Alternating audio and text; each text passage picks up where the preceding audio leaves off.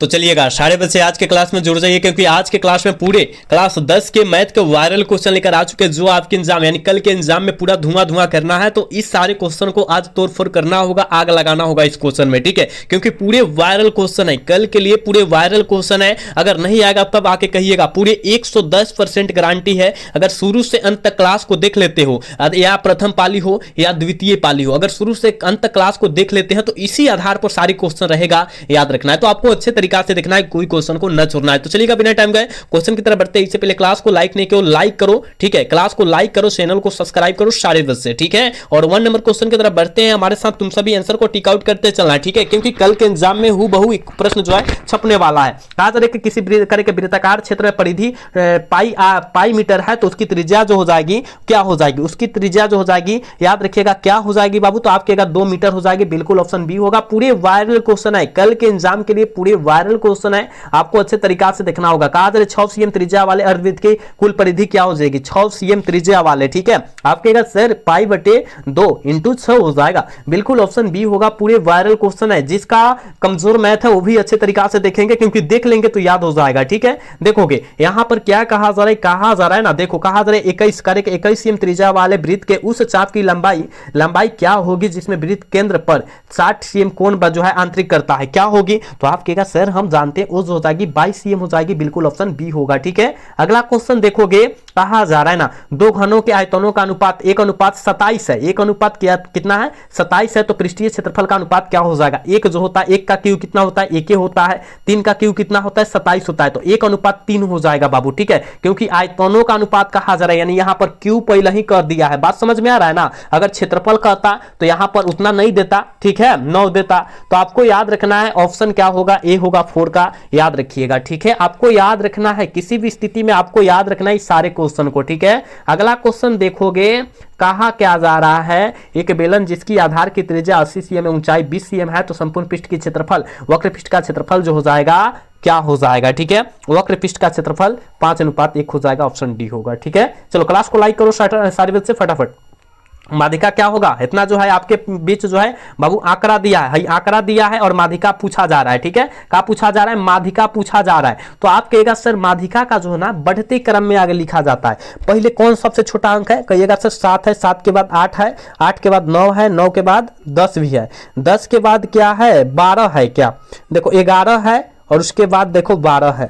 12 है, और उसके बाद देखो और कोई है क्या 15 है, ठीक है। तो एक 3 इधर से छाटो, 3 इधर से छाटो, बीच वाला कौन बच गया 10, तो 10 मारो ना, ऑप्शन नहीं हो जाएगा। देखो बहुत आसान होता है, माध्यिका बहुलक माध्य निकालना बहुत आसान होता है, और आपके एग्जाम में रहता है तो रहता है, 100% कल के एग्जाम में देखने के लिए मिलेगा तो मिलेगा, आपको याद रखना है, ठीक है। चलो कहा जा रहा है कि आपके बीच यहां दे दिया है पहले 70 है, क्या है बाबू 70 है, फिर दिया है 70 80 50 60 70 और फिर 40 50 90 50 30 का बहुलक क्या होगा। देखो जौन अंक ज्यादा बार आया है दोहराया है उसे ही हम लोग बहुलक कहते हैं, यानी 50 देखो सबसे ज्यादा बार दोहराया गया है 1 2 3 है ना, और 70 को बार 1 2 बार, तो 70 कैसे होगा 50 है, तो 50 3 बार दोहराया गया, तो 50 आंसर लगा देना है, ऑप्शन बी करेक्ट होगा, ठीक है, याद रखिएगा। चलोगे यहां पर ई जो होता है बराबरता का सूत्र पूछा जा रहा है, इसका जो है सूत्र मतलब क्या होगा, तो ए वाला मार के चलाना, ठीक है, इस तरह रहेगा तो ई वाला मार के चलाना, 8 का ऑप्शन ई हो जाएगा, ठीक है। चलोगे कहा जा रहा है, देखोगे ये बहुत वायरल क्वेश्चन है, 110% आने की गारंटी है। कहा जा रहा है यदि किसी घटना के घटने की प्रायिकता P है, तो उसके नहीं घटने की प्रायिकता क्या हो जाएगी 1 - P हो जाएगा, 1 क्या हो जाएगा P हो जाएगा, ठीक है। नहीं घटने की प्रायिकता मतलब जो प्रायिकता होगा उसमें से P घटा देंगे, समझ रहे हैं ना, 1 में से जितना आएगा वो घटा देंगे, वही होता है।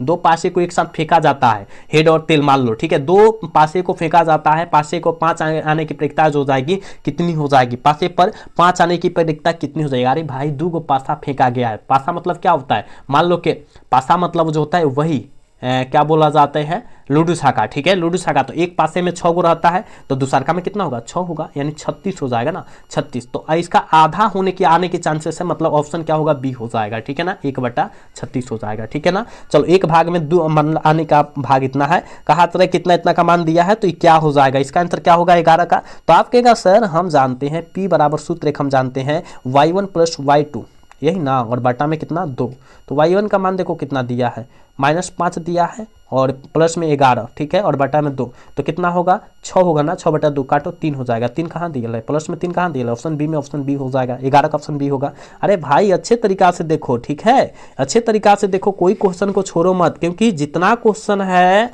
आपके एग्जाम में आने वाला क्वेश्चन है। देखो ना कोटि भुज वाला आ गया, अब कोटि भुज वाला क्या करोगे, कहिएगा सर हम जानते हैं भुज, भूज पहिलका को भूजा हम लिख दिए। देखो भूज जो है पहिलका बोलते हैं पहले वाला शब्द को, तो भूज में 6 हो जाएगा और कोटि 7 माइनस 7 हो जाएगा, ठीक है, यानी क्या हो जाएगा, ऑप्शन सी हो जाएगा। अरे आसान है, समझ जाना। एक्स अक्ष का समीकरण क्या होता है, एक्स अक्ष का समीकरण जो होता है, देखो अगर उल्टा चलता है, अगर एक्स का कहेगा तो वाई बराबर 0 होता है, अगर वाई कहेगा तो 0 एक्स बराबर 0 होता है, ठीक है, इसका निर्देशांक या समीकरण यही होता है। तो यानी ऑप्शन बी टिक आउट करना है कि एक्स अक्ष का समीकरण वाई बराबर 0 हो जाएगा। बात समझ रहा है ना, उल्टा चलता है ये जो होता है, आपको पता होना चाहिए कि इसका मान जो हो जाएगा कितना हो जाएगा, 1 हो जाएगा, ठीक है, 0 मानना मारिएगा, गलत हो जाएगा। आपके पास इतना बिंदु दिया है और इसका केंद्रक का नियामक पूछा जा रहा है, वही बतला देना है। -1 प्लस जो हो जाएगा 5 हो जाएगा, प्लस 8 हो जाएगा, बटा में 2 हो जाएगा, ठीक है, सॉरी 3 हो जाएगा, कितना हो जाएगा 3 हो जाएगा। फिर यहाँ पर देखोगे 0 और 0 माइनस, और यहाँ पर -2 और यहाँ पर जो है +2 और बटा में 3 हो जाएगा। ये देखो माइनस प्लस कट गया है, देखो ना यहाँ पर जो है 8 गुआ 13 को कितना होता है, 8 गुआ 5 गो 13 गो होता है, 13 गो में से एगो चला गया तो 12/3, यानी काटोगे तो कितना 4,0 होगा। 4,0 दिया है क्या, 4,0 ऑप्शन बी में दिया है, 15 का ऑप्शन बी होगा। बात समझ में आ रहा है ना, पूरे मतलब क्या बोला जाए पूरा ट्रिक से बतला रहे, तो आप अच्छे तरीका से देखोगे। यदि कहा जाए यदि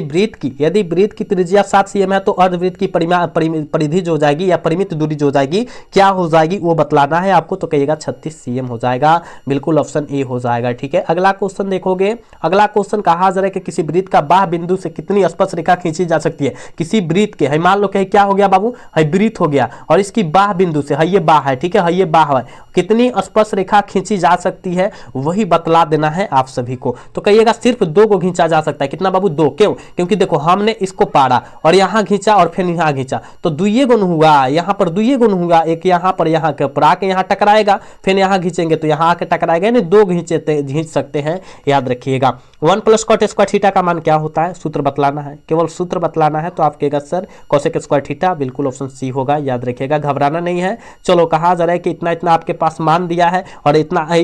इस टाइप का क्वेश्चन आपके एग्जाम में 100% रहेगा, तो 1 मार देना, ठीक है ना। चलो अगला क्वेश्चन देखोगे, यदि tan थीटा बराबर इतना है तो sec थीटा का मान क्या हो जाएगा। tan थीटा इतना है तो sec थीटा का मान कितना हो जाएगा, तो आप कहेगा 2 हो जाएगा, क्योंकि यहाँ पर जितना दिया है वो मान रख लो, कितना का होता है तो उतना का रख लेना, ऑप्शन बी करेक्ट हो जाएगा, ठीक है। चलो कहा जा रहा है कितना इतना का मान, देखो ना, अरे भाई यहाँ पर 4, 5, 9 और प्लस में 11, ठीक है, क्या है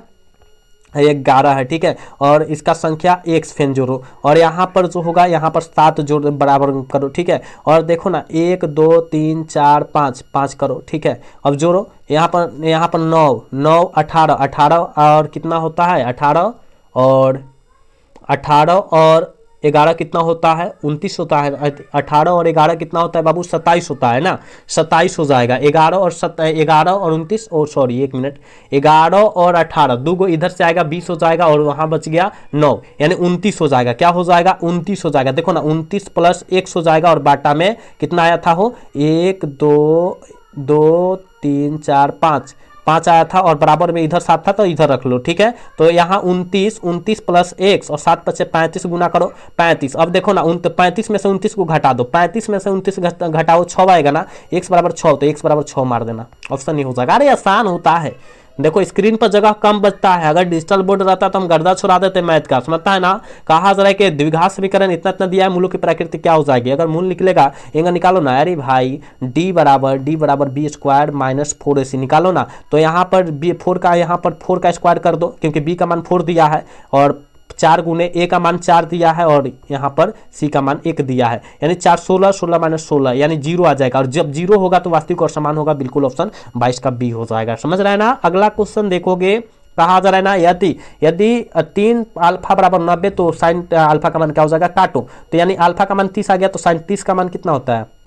देखो तो अब बतलाओ तो साइन 30 का मान अब कितना होता है, कहिएगा सर 1/2 होता है, 1/2 आंख मूंद कर टिक आउट करो, बहुत आसान होता है, कंसेप्ट समझो आगे। कहा जा रहा है कि साइन 45 प्लस 0, 45 प्लस 0 माइनस का 45 0 का मान कितना हो जाएगा, तो आप कहेगा सर 0 हो जाएगा ना, सबका 0 आ रहा है तो इसका भी मान 0 हो जाएगा। चलो कहा जा रहा है कि रैखिक समीकरण इतना इतना दिया है, ठीक है, इतना दिया है तो आप कैसे निकालेंगे, 2 नंबरिया में पूछता है आप कैसे निकालेंगे, कोनो चारा नहीं चल रहा है, अरे चारा चलाओ। देखो यहां पर ऐसा रखो, यहां पर x का मान जो दिया है तो देखो 5 और x का मान कितना 2 दिया है, ई वाला हम मान रख रहे हैं आगे, ठीक है, प्लस का है हो प्लस है, देखो 2 है दे है क्वेश्चन में, देखो y का मान कितना दिया है 3 दिया है, 3 रख दिए और आपको ना इसको गुना जोड़ने पर 16 आ जाना चाहिए, जब 16 आ जाएगा तो वही हो जाएगा, यानी देखो 5 दूना 10 और 3 दूना 6 है, देखो ना 16 आ गया, अब जब 16 आ गया तो यही ऑप्शन हो जाएगा। अरे भाई ऑप्शन ए हो जाएगा, याद रखना ऑप्शन ए होगा, 25 का ऑप्शन करेक्ट होगा, याद रखिएगा। 26 नंबर क्वेश्चन में कहा जा रहा है इतना इतना आपके पास कुछ दियल है, ठीक है, और इसका जो होता है भुजाओं का अनुपात ज्ञात कर देना है, ठीक है, भुजाओं का अनुपात 6:7 हो जाएगा, याद रखिएगा ऑप्शन बी होगा, क्योंकि हम जानते हैं ये जो होता है 36 जो होता है 6 का वर्गमूल होता है और 49 जो होता है हम जानते हैं 7 का होता है, यानी 6:7 ना होगा। जा रहे भाई आपको ट्रिक से निकालना है, हम लोग क्वेश्चन देखते ही छुड़ा देते हैं आंसर। कहा जा रहा है ना इतना इतना आपके पास दिया है तो AC का मान इतना है तो AE का मान क्या हो जाएगा, अरे भाई AD बाटा क्या हो जाएगा DB होगा ना, और हाई देखो AD बाटा DB, तो यहाँ पर 1 मिनट, हाँ DB, और यहाँ पर AC बाटा AE होता है ना, तो अब देखो तो AD का मान 3/5 दिया है, बराबर में जो दिया है AC का मान जो दिया है 5/6 दिया है, और बाटा में क्या AE का मान निकाला, इसको x मान लो, ठीक है, तो आप कहोगे क्या कहोगे 3x गुना करोगे तो और क्या होगा 6×5 30 और 50 25, 6×5 30 और 50 हो जाएगा, है ना, 50 और 30 25 और 3 28 होगा ना, 28 हो जाएगा, ई हो जाएगा, यानी 2 पॉइंट कितना हो जाएगा 8 हो जाएगा। अरे भाई 2.8 है आंसर, ऑप्शन सी होगा 27 का। अरे बहुत आसान होता है, केवल समझो, कंसेप्ट समझ लो। फिर इतना कहा जा रहा है कि 10 cm त्रिज्या वाले एक वृत्त की जीवा वृत्त के केंद्र पर समकोण बनाती है, तो जीवा की लंबाई क्या हो जाएगी, जीवा की लंबाई 10 2 हो जाएगी, यही तो हो जाएगी ना, ऑप्शन सी होगा। चलोगे कहा जा रहा है कि इतना आपके पास मान दिया है, तो हमने जब भी बोला कि इतना जब मान देगा उसका मान अत्यधिक 0 आएगा या 1 आएगा, तो यहाँ पर प्लस में रहता तब हम लोग क्या करते 1 मारते, लेकिन यहाँ पर माइनस में है, मतलब घट जा रहा है, समझ रहा है ना। चलो रैखिक समीकरण के चर के घात की संख्या कितनी होती है, रैखिक मतलब एक चर वाला को रैखिक बोलते हैं, 2 चर वाला को द्विघात बोलते हैं, यानी क्या हो जाएगा ऑप्शन ए होगा, ठीक है, बिल्कुल 30 का ऑप्शन ए होगा। चलोगे ये जो है देखोगे ये संख्या दिया है और बढ़ते क्रम में जा रहा है, देख लो अपने आंखों से देखो बढ़ते क्रम में जा रहा है, जब बढ़ते क्रम में जाएगा तो अपरिमेय संख्या होगा, ऑप्शन सी होगा, ठीक है, 31 का ऑप्शन सी हो जाएगा, याद रखना, ठीक है। अगला क्वेश्चन देखोगे क्या, देखो कहा जा रहा है स्वाभाज्य संख्याओं का मसा क्या होता है, स्वाभाज्य संख्याओं का मसा जो होता है 1 होता है, बिल्कुल ऑप्शन बी होगा, ठीक है। अगला क्वेश्चन देखोगे कहा जा रहा है यदि m धनात्मक पूर्णांक के धनात्मक कहा जा रहा है कि धनात्मक विषक पूर्णांक का रूप जो होता है क्या होता है, m धनात्मक पूर्णांक की बात किया जा रहा है, आप कहेगा 4m+1 हो जाएगा, बिल्कुल ऑप्शन सी करेक्ट हो जाएगा, समझ रहा है। अगला क्वेश्चन देखोगे रैखिक बहुपद के शून्य अंकों का जो संख्या कितनी होती है, देखो फिर वही क्वेश्चन दोहराया, 1 होता है, रैखिक का ऑप्शन ए हो जाए बी हो जाएगा, याद रखिएगा क्योंकि 1 होता है। 2x² - 3x - 5 एक शून्यांक क्या होगा, इसका शून्यांक बतला देना है ना, शून्यांक बतलाना है, क्या हो जाएगा वही बतलाओ, फटाफट बतलाओ तुम सब क्या होगा इसका आंसर। हम जानते हैं एक शून्यांक ही बतलाना है, दूसरा नहीं बतलाना है, एक शून्यांक ही बतलाना है। आप कहेगा सर हम जानते हैं इसका शून्यांक जो निकल के आएगा, याद रखिएगा क्या निकल के आएगा, ऑप्शन ए बी वाला निकल के आएगा, -1 आएगा, ठीक है। अगला क्वेश्चन देखोगे आपके पास इतना इतना सब दियल है, देख ठीक है ना, px का घात 6 है, gx का घात 2 है, तो कहा जा रहा है कि यहाँ पर जो है px बटा gx है ना, gx बराबर क्या हो जाएगा। ये तो बहुत आसान है, बहुत आसान है, जौन बच्चा दिमाग लगा देगा उसका तो आंसर टिक आउट करके चल आएगा ना। हाँ देखोगे यहाँ पर gx, यहाँ पर जो है px का मान कितना है, देखो तो px है ना, px का मान कहाँ है, px का मान 6 है, 6 लिखो, gx का मान कितना है 2 है, काटो 3 आ गया, 3 मारो ना, अरे इसमें घबराना नहीं है। चलो 6x² शून्य अंकों का योग बतलाना है, इससे फिर कहा जा रहा है शून्य अंकों का योग इतना इतना दिया है, शून्य अंकों का योग बतला देना है, तो ऑप्शन सी वाला निकल के आ जाएगा, याद रखिएगा जो प्लस वाला होता है उसी को निकाला जाता है। कहा जा रहा है कि दो चर x y रैखिक समीकरण इतना इतना दिया है, वास्तविक और समुच्चय में कितने हल होंगे, तो आप कहेगा सर कोई हल नहीं होगा, ठीक है, याद रखिएगा इसका कोई हल नहीं होता है, याद रखना। चलो कहा जा रहा है कि रैखिक समीकरण 2 देखो क्या कहा जा रहा है, 1 मिनट क्या आ गया जी, देखो रैखिक समीकरण में कहा क्या जा रहा है, देखो यहाँ पर 1 मिनट रुको, हाँ आप देखो अरे फिर कहाँ से आ गया तू। चलो अब देखना, देखो क्या कहा जा रहा है, रैखिक समीकरण इतना इतना दिया है और इसका हल पूछा जा रहा है कैसा होगा। देखो अगर आपका सब बराबर आ जा रहा है तो वो तो अनेक हल हो जाएगा, अगर सब बराबर नहीं आ रहा है, दो गो बराबर आ रहा है तो वो तो अद्वितीय हल हो जाएगा, और सब बराबर आ जा रहा है और एक बराबर लास्ट वाला नहीं आ रहा है तो वो तो समांतर हो जाएगा। तो पूछा जा रहा है कैसा हल है, तो आप कहेगा सर 39 का आंसर क्या हो जाएगा, 39 का। अरे भाई कोई हल नहीं होगा, कोई हल नहीं होगा, ऑप्शन डी होगा। ठीक है, कोई हल नहीं होगा, याद रखना, क्योंकि यह जो है निकालो तो यहाँ 2/4 2/4 बराबर 3/6 3/6, यहाँ पर 5/3 5/3 है ना, या 1 मिनट 5/15, जब काटेंगे 1/2, इसको काटेंगे 1/2, x को काटेंगे 1 कितना होगा 3 हो जाएगा। दुगो तो बराबर अगर तीसरा का बराबर नहीं है तो कोई हल नहीं ना होगा, समांतर रेखा आ गया। चलो कहते यदि रैखिक समीकरणों का योग संगत है तब उसके द्वारा निरूपित रेखा का मान जो हो जाएगा क्या हो जाएगा। 40 का आंसर क्या होगा, जल्दी लगाओगे। आप कहेगा सर हम जानते हैं 40 का जो आंसर हो जाएगा, याद रखिएगा ऑप्शन डी हो जाएगा, संपाती रेखा या क्या होगा, प्रतिच्छेदी या संपाती रेखा होगा। चलो अगला क्वेश्चन देखोगे, यहाँ पर टेन थीटा बराबर इतना है तो साइन, देखो साइन थीटा और कस थीटा का मान कितना हो जाएगा वो बतला देना है आपको, ठीक है ना, यही बतला देना है। जल्दी लगाओगे, जल्दी लगाओ, क्या हो जाएगा। टेन थीटा का सूत्र क्या होता है, टेन थीटा का सूत्र क्या होता है, जल्दी लगाओगे, क्या होता है। आप कहेगा सर p/b होता है ना, तो p का और h का मान हमको निकलना होगा। देखो p/b, तो p का मान देखो 4 का स्क्वायर और माइनस में होता है, यहाँ पर 3 का स्क्वायर, देखो 4 का स्क्वायर 16, 3 का स्क्वायर कितना होता है 9, है ना। जब घटाएंगे तो कितना हो जाएगा, बीच में कितना आएगा हो 16 और 9 कितना 7, 10 7 आएगा, रूट में 7 आएगा। तो अब जो होगा, अब देखो यहाँ साइन थीटा का मान, अब कॉस थीटा का मान आपको रख देना है, तो 41 का ऑप्शन तो आराम से निकल के आ जाएगा ना। अब तो निकाल के आओ, ये इतना हो जाएगा, सी हो जाएगा। चलो cos theta minus cos theta का स्क्वायर क्या होता है, cos theta cosec theta, cos theta का सूत्र क्या होता है, तो आप कहेगा सर ऑप्शन बी हो जाएगा, यही हो जाएगा, ठीक है ना। चलो अगला क्वेश्चन देखोगे, यहाँ आर त्रिज्या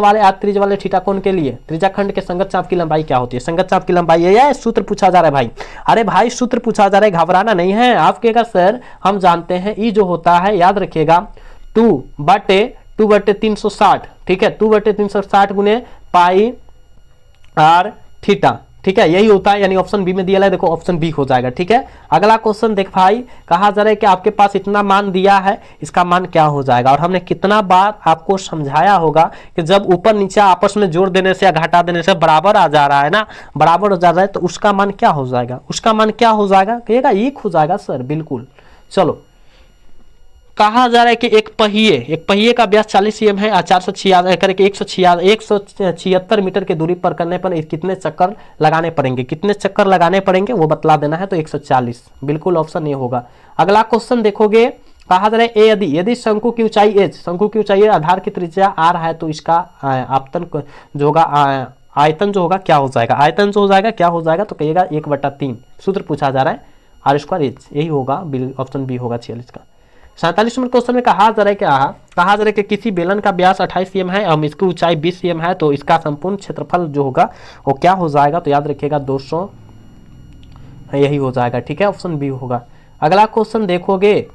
देखो कहा जा रहा है कि यदि किसी गोले की त्रिज्या 3 गुनी हो जाती है तो इसका आयतन क्या हो जाएगा। यदि गोले की त्रिज्या 3 गुनी हो जाती है तो गोले का आयतन से हो जाएगा भाई, क्या हो जाएगा, तो आप कहेगा सर 27 हो जाएगा ना, क्योंकि 3 गुनी तो हो जाएगा, 3 गुनी हो जाएगा, तो 3 गुनी, 3 के क्यू करो ना, तो 3 के क्यू 27 हो जाता है, बिल्कुल 27 हो जाएगा। यदि किसी घन के विकर्ण की लंबाई इतना दियल है, संपूर्ण पृष्ठ का क्षेत्रफल जो हो जाएगा भाई कितना हो जाएगा, आपको करना है 216 हो जाएगा, बिल्कुल ऑप्शन बी होगा। चलो अब 50 नंबर क्वेश्चन में कहा जा रहा है कि किसी शंकु के वक्र पृष्ठ का क्षेत्रफल इतना दियल है और त्रिज्या इतना दियल है, तो इसकी त्रिज्यक ऊंचाई जो होता है वो क्या होता है, जल्दी लगाओगे, त्रिज्यक ऊंचाई जो होता है क्या होता है, तो 20 cm हो जाएगा, बिल्कुल ऑप्शन बी होगा। याद रखिएगा क्लास को लाइक करते रहो, चैनल को सब्सक्राइब करते रहना सारे बच्चे, ठीक है। अगला क्वेश्चन में क्या कहा जा रहा है